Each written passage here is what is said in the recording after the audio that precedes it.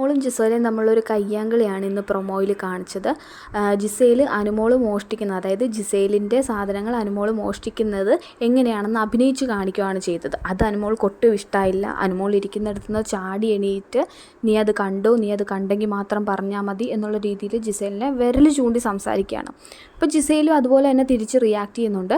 അനുമോൾ കൈ തട്ടി മാറ്റുന്നുണ്ട്. അപ്പോൾ എല്ലാവരും ഞെട്ടി, അതായത് ഹൗസിലെ ബാക്കിയുള്ളവർ ഞെട്ടി എഴുന്നേറ്റ് അനുമോളെ പിടിച്ച് മാറ്റുകയൊക്കെ ചെയ്യുന്നുണ്ട്.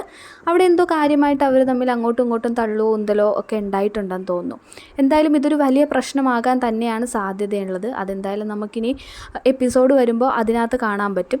ജിസേൽ ഓൾറെഡി ലൈവിലൊക്കെ പറഞ്ഞിട്ടുണ്ട്, ജിസേലിൻ്റെ എന്ത് സാധനവും കൊണ്ട് ബിഗ് ബോസിനെ ഏൽപ്പിച്ചത് അനുമോളാണ്. അനുമോൾ ചെയ്തത് ശരിയായ കാര്യമാണ്. റെസ്ട്രിക്റ്റഡ് ആയിട്ടുള്ള കാര്യം ജിസേൽ ചെയ്യുമ്പോൾ അത് അനുമോൾ തുറന്ന് കാണിക്കുകയാണ് ചെയ്യുന്നത്. പക്ഷേ ജിസേൽ അത് പറയുന്നില്ല.